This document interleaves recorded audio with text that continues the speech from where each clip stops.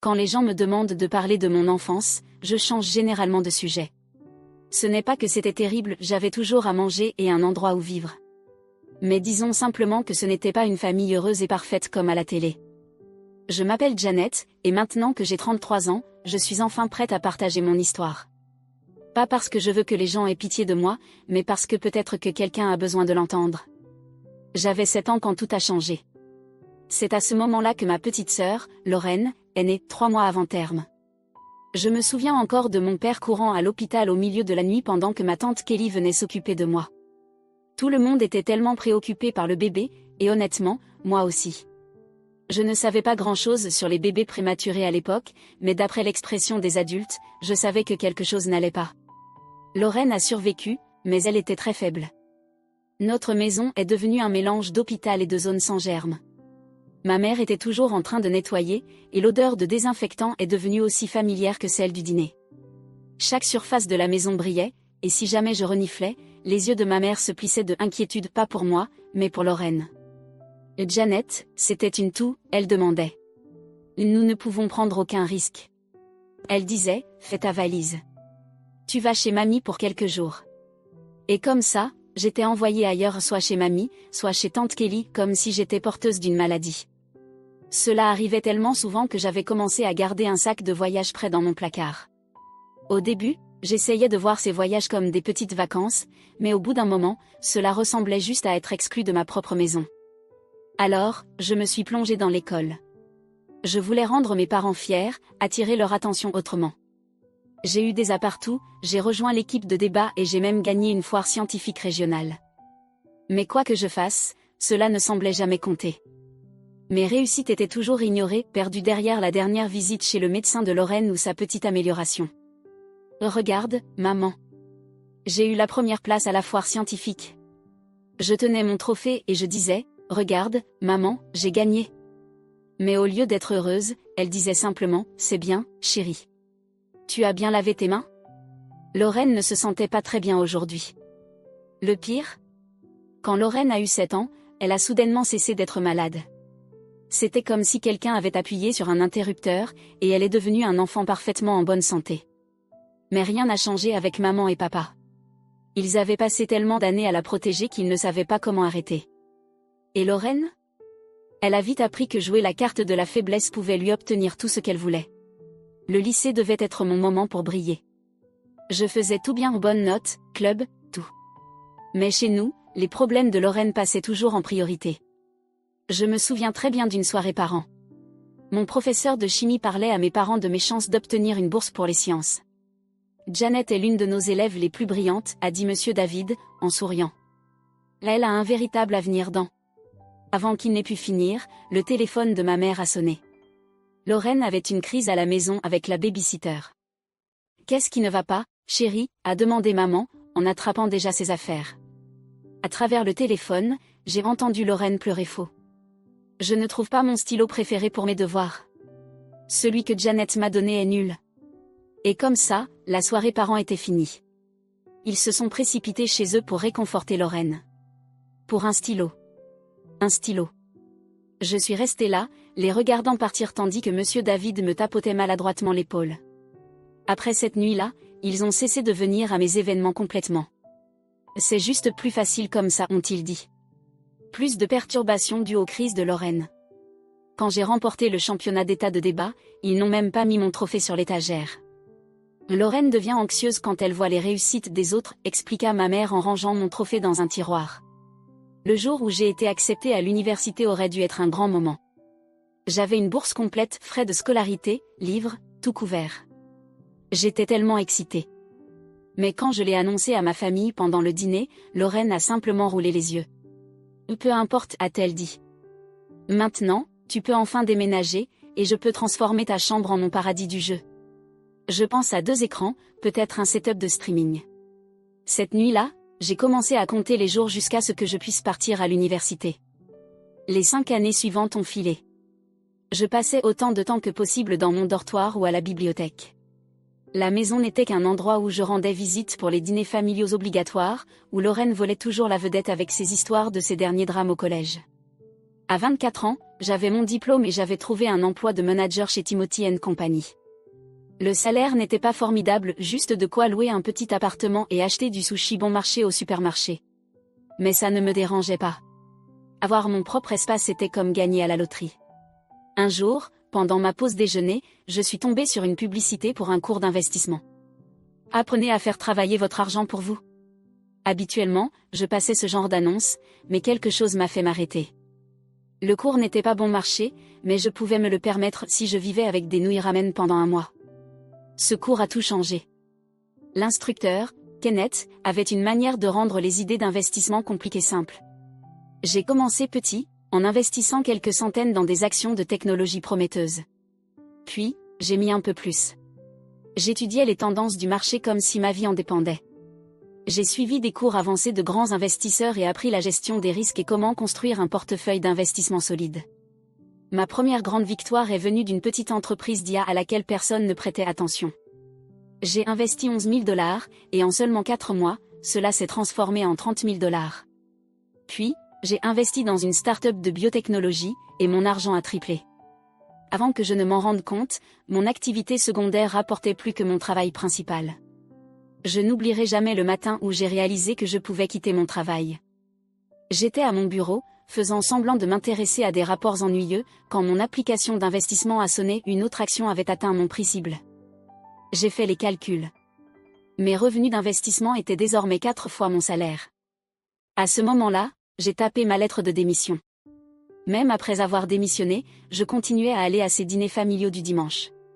Je ne sais pas pourquoi. Peut-être était-ce juste une habitude. Peut-être qu'une petite partie de moi espérait encore que les choses changent. Je restais là, poussant le poulet trop cuit de ma mère autour de mon assiette, écoutant parler de Lorraine, tandis que mon application d'investissement continuait de sonner dans ma poche. « Janet, tu es toujours chez Timothy S, n'est-ce pas ?» demandait parfois maman, sans vraiment attendre de réponse. « Ouais. » « Même travail, disais-je, en regardant leur attention s'éloigner avant même que je termine ma phrase. C'était plus facile comme ça. Pas besoin d'expliquer que j'avais démissionné il y a 3 ans. Pas besoin de mentionner que maintenant, je gagnais plus d'argent en une journée que ce que je gagnais en un mois. Lorraine était la star de chaque dîner. Elle était entrée à l'université de Western, une de ces écoles chères où les frais de scolarité coûtent plus cher qu'une maison. « C'est tellement cher, » disait maman, en soupirant. Mais sa voix était pleine de fierté. Mais Lorraine mérite la meilleure éducation. Nous avons pris des prêts, bien sûr, mais ça en vaut la peine pour l'avenir de notre petite fille. Lorraine souriait, en tournant ses pattes. Ma colocataire a un sac à dos Gucci. Tout le monde à l'école vient de bonnes familles. Le message était clair. Pas comme notre famille, Janet. Pas comme toi. Puis, un dimanche, je suis entrée dans la maison et j'ai trouvé ma mère en train de pleurer sur les factures. Mon père était à la table de la cuisine, entouré de piles de papier, ses lunettes de lecture glissant sur son nez. Les taxes foncières ont encore augmenté, marmonna-t-il. Et avec les frais de scolarité de Lorraine. Je les ai regardés lutter et j'ai repensé à toutes les fois où ils avaient choisi Lorraine à ma place. Et pourtant, ce sont toujours mes parents. Cette nuit-là, j'ai mis en place un virement automatique 1 122 $ par mois vers le compte de mes parents. Quand je leur ai dit, ma mère m'a même prise dans ses bras. C'était la première fois depuis des années qu'elle me montrait une véritable affection. « Oh, Janet, ça va tellement nous aider, » dit-elle. Pendant un moment, j'ai cru que peut-être les choses allaient changer. Peut-être qu'ils allaient enfin me voir différemment. Mais plus tard dans la soirée, je les ai entendus parler dans la cuisine après le dîner. On devrait envoyer une partie de l'argent de Janet à Lorraine, disait ma mère. Au moins 600 $. La pauvre se sent tellement à l'écart parmi tous ces étudiants riches. Bonne idée, acquiesça mon père. Elle doit maintenir les apparences. Peut-être qu'elle pourra enfin acheter ce sac de créateur qu'elle veut. Je suis restée là, figée, secouant la tête. Il n'était même pas reconnaissant. Il planifiait déjà comment utiliser mon argent pour aider Lorraine à s'intégrer avec ses camarades riches. Pendant un instant, j'ai eu envie d'entrer et de tout leur dire. Que j'avais quitté mon travail il y a des années. Que j'avais construit un portefeuille d'investissement valant plus qu'ils ne pouvaient l'imaginer. Que je pouvais acheter tout un magasin de créateurs si je voulais. Mais je ne l'ai pas fait. Je suis simplement restée là, écoutant, réalisant qu'importe ce que je faisais, je viendrais toujours en second. À l'âge de 30 ans, j'étais prête pour un changement. Mes investissements avaient grandi au-delà de tout ce que j'avais imaginé. Et j'en avais marre de gaspiller de l'argent en loyer. Après des mois de recherche, j'ai trouvé l'appartement parfait. Un immeuble sûr. Une superbe vue sur la ville. Rien de trop extravagant, juste un bel espace qui ressemblait à un chez moi. Le meilleur dans tout ça? Je pouvais l'acheter en entier. Pas de prêt. Pas d'hypothèque. Pas de dette. Le jour où j'ai eu les clés, je me suis tenue dans le salon vide, écoutant mes pas résonner sur le parquet. Cet endroit était à moi. Tout à moi. Je l'avais fait toute seule. Sans l'aide de personne. Sans l'approbation de personne. Quelques jours plus tard, ma mère m'a appelé pour prendre de mes nouvelles, ce qui voulait vraiment dire qu'elle voulait parler de Lorraine. Je déménage, j'ai mentionné tranquillement. Tu as trouvé un loyer moins cher, demanda-t-elle, à peine attentive. Je pouvais entendre des papiers se froisser au bout du fil. Juste un autre endroit, dis-je. Meilleure localisation. Eh bien, ne dépense pas trop pour le loyer, chérie. Tu sais à quel point le marché du travail est instable pour les gens dans ta position. J'ai dû m'empêcher de rire. Si seulement elle savait que ma position signifiait gérer des millions en investissement et non pas être assise à un bureau chez Timothy. Lors de la prochaine réunion de famille, ma tante Kelly m'a demandé des nouvelles de mon nouvel endroit. Avant que je puisse répondre, ma mère a pris la parole. Janet loue un nouvel appartement, dit-elle rapidement. Puis, sans manquer un battement, elle s'est tournée vers la véritable star de la soirée. Mais attendez de voir les dernières réalisations de Lorraine. Je me suis assise et j'ai regardé la scène habituelle se dérouler. Les proches parlaient avec enthousiasme du brillant avenir de Lorraine tout en me jetant des regards pleins de pitié. Lorraine va loin, dit fièrement mon père. Ce n'est pas une surprise pour nous. Elle a toujours été la véritable réussite. Elle a déjà des entreprises qui se battent pour elle. Contrairement à certaines personnes qui se contentent de la médiocrité. Mon cousin a chuchoté cette dernière partie à sa femme assez fort pour que je l'entende. J'ai pris une gorgée de mon vin et pensé à l'achat d'actions que j'avais fait ce matin. Celle qui m'avait rapporté plus d'argent que mon cousin ne gagnait en une année entière. Mais je suis restée silencieuse. Laissez-les penser ce qu'ils voulaient. Puis est venue la fête de remise des diplômes de Lorraine. Maman et papa ont mis les petits plats dans les grands. Traiteur chic. Décoration coûteuse. Tout. J'ai remarqué qu'ils avaient utilisé l'argent que je leur avais envoyé pour aider à payer la fête. Mais à ce stade, j'étais habituée à cela. Lorraine se promenait dans sa toque et sa robe comme si elle venait de remporter le prix Nobel. Lorsqu'elle m'aperçut près du bol de punch, elle se précipita vers moi, tenant son diplôme comme si c'était un trophée. « Regarde ça, Janet, dit-elle en me le jetant presque en plein visage. Western University.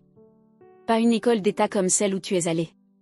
Et j'ai déjà des entretiens avec des entreprises de premier plan. Je ne vais pas finir à trier des papiers comme toi. » Je pris une autre gorgée de punch. Félicitations, Lorraine. C'est tout ce que tu as à dire? Tu n'es pas jalouse? Je veux dire, je vais tellement réussir, et toi, tu es juste, eh bien, toi. Elle resta là, attendant que j'admette qu'elle était meilleure que moi. J'aurais pu lui parler de mon portefeuille d'investissement. De mon appartement entièrement payé. De combien je gagnais plus d'argent avant mon café du matin qu'elle n'en gagnerait pendant toute sa première année de travail. Mais à quoi bon? Au lieu de ça, je haussai les épaules et partis laissant Lorraine là, tenant son diplôme comme un bouclier contre ses propres insécurités. 4 mois plus tard, Lorraine était toujours sans emploi.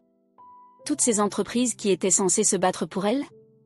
Il s'avère qu'elle n'était pas si impressionnée par son diplôme cher après tout. Pendant ce temps, les paiements du prêt commençaient à arriver. Un soir, mon téléphone sonna. « Janet, tu as une minute pour parler ?» demanda ma mère, sa voix soigneusement mesurée. Je savais déjà où cela allait. C'est à propos des prêts étudiants de Lorraine. Elle marqua une pause. Probablement pour l'effet dramatique. Il nous écrase vraiment, chérie. Et avec toutes nos autres factures.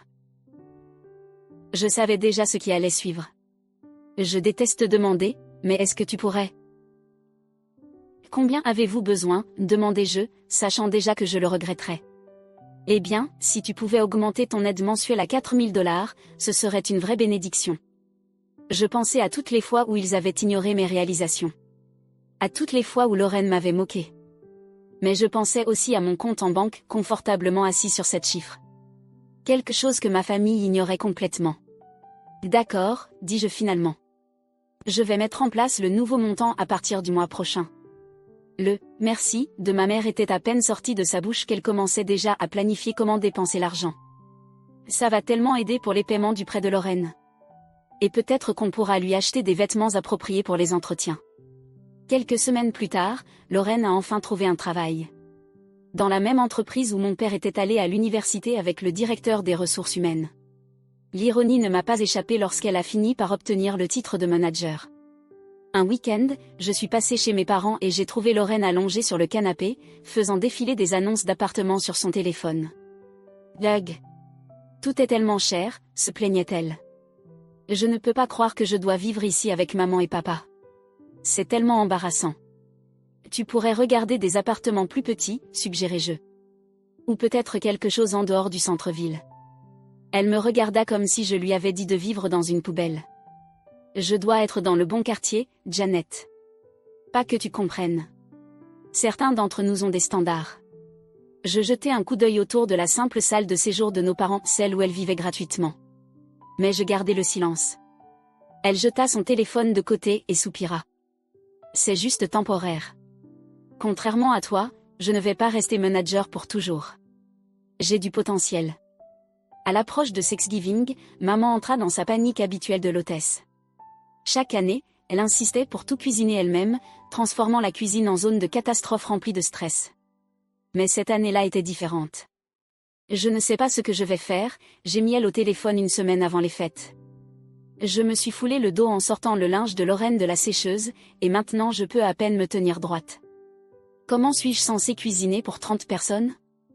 Pourquoi ne me laisses-tu pas m'en occuper ? Proposai-je. Je peux tout faire livrer depuis ce nouveau restaurant en ville. Maman halta, visiblement soulagée. Tu es une si bonne fille. Je ne sais pas ce qu'on ferait sans toi.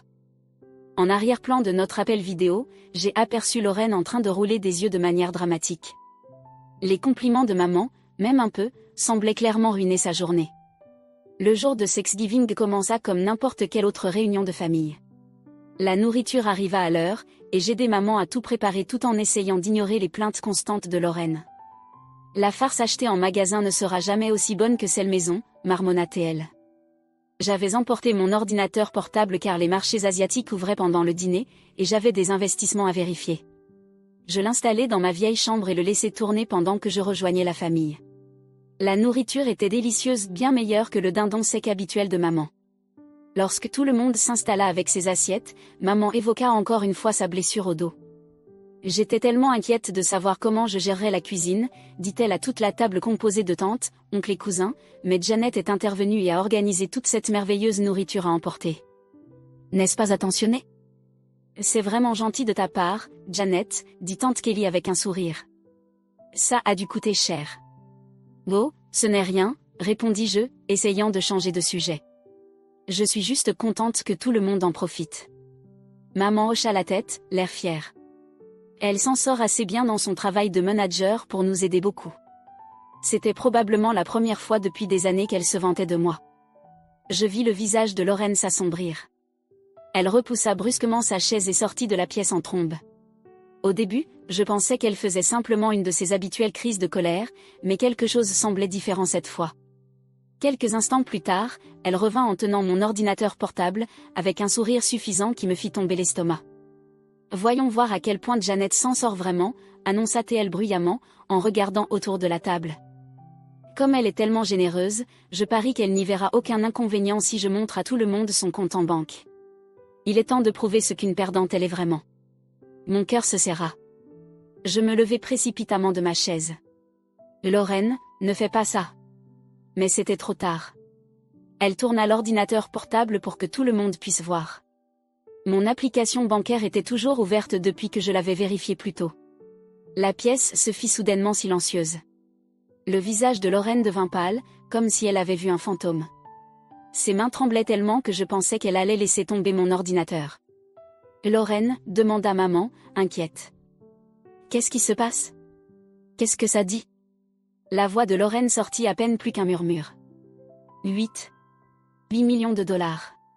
Le silence qui suivit était suffocant.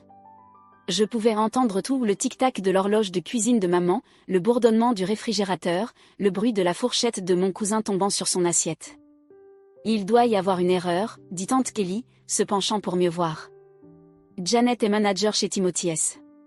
Je laissai échapper un souffle lent. Je n'ai pas travaillé chez Timothy S depuis des années, dis-je calmement. J'ai quitté mon poste pour me concentrer sur les investissements à plein temps.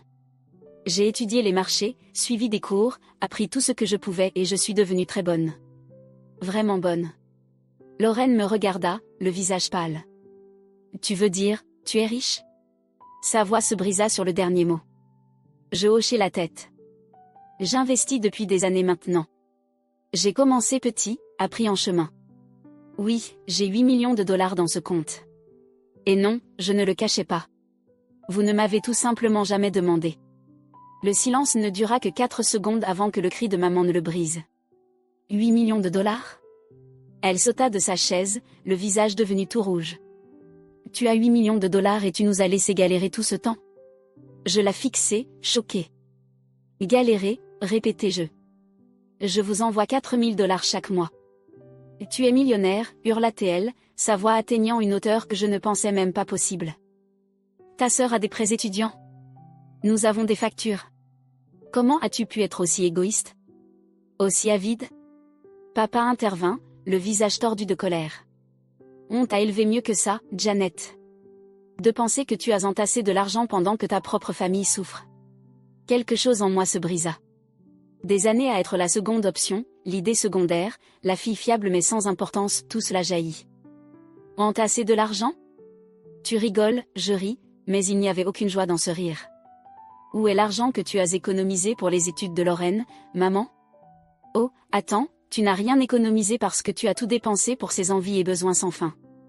Mais le plus drôle, c'est que tu n'as même pas payé mes études, tu te souviens ? J'ai eu une bourse complète pendant que Lorraine allait à son université privée chic avec des prêts. C'est différent, lança maman. Lorraine avait besoin. Lorraine avait besoin. Lorraine voulait. C'est toujours Lorraine. Je me levai à mon tour, ma voix tremblant de frustration accumulée pendant des années. Eh bien, devine quoi ? Mon argent est à moi. J'ai gagné chaque centime. 4 000 dollars, ce n'est rien pour toi, hurla maman. Tu devrais nous envoyer au moins 20 000 dollars par mois. Nous sommes tes parents. Je laissai échapper un rire sauvage. 20 000 ? Tu veux 20 000 par mois ? Pourquoi faire ? Pour que tu puisses continuer à gâter ta précieuse Lorraine. Je me tournai vers ma sœur, qui était maintenant en train de se recroqueviller sur son siège. Tu voulais prouver que j'étais une perdante, non ? Eh bien, surprise. La sœur que tu as méprisée pendant des années, celle que tu as moquée pour être juste une manager, eh bien, devine quoi, c'est elle qui est la plus réussie. Comment tu te sens ? Toute la table resta figée, les fourchettes encore en l'air, observant comme s'il s'agissait d'un match de tennis de cauchemar.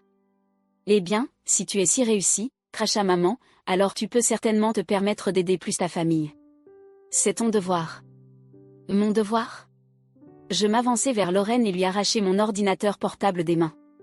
Mon devoir a pris fin le jour où tu as décidé que Lorraine était la seule fille qui comptait. C'est elle qui a tout le potentiel, tu te souviens ? Eh bien, qu'elle réalise ce potentiel et t'aide à payer les factures. Tante Kelly tenta d'intervenir. Peut-être que nous devrions tous juste nous calmer. Mais il n'y avait pas moyen de calmer la tempête. Maman et papa hurlaient maintenant, leur voix se chevauchant dans un fouillis d'accusations et d'exigences.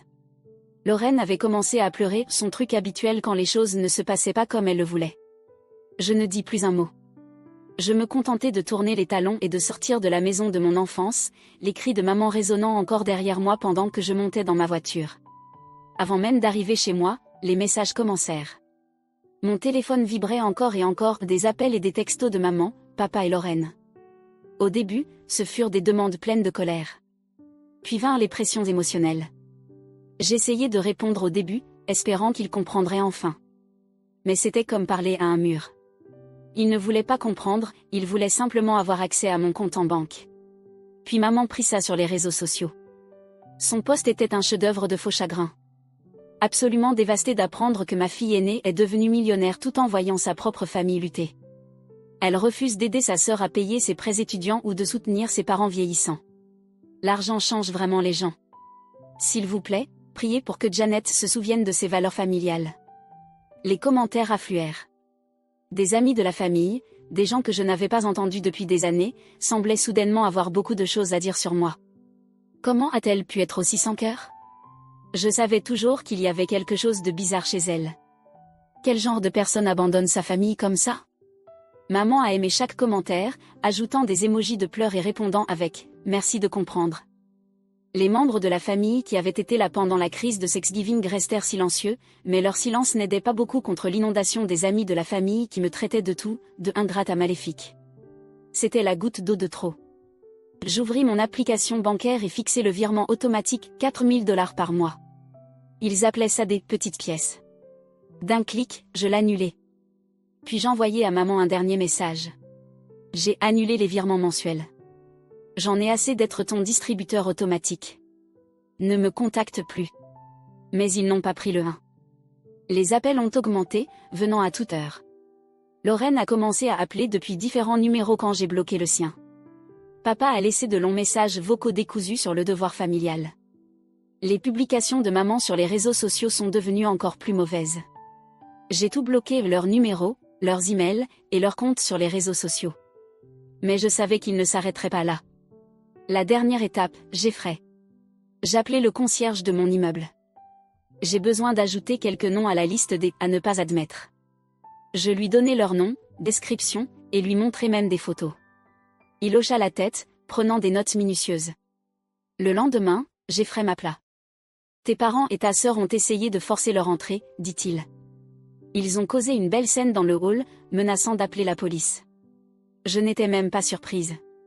Cette nuit-là, j'ouvris mon ordinateur portable et commençai à regarder des propriétés dans d'autres États.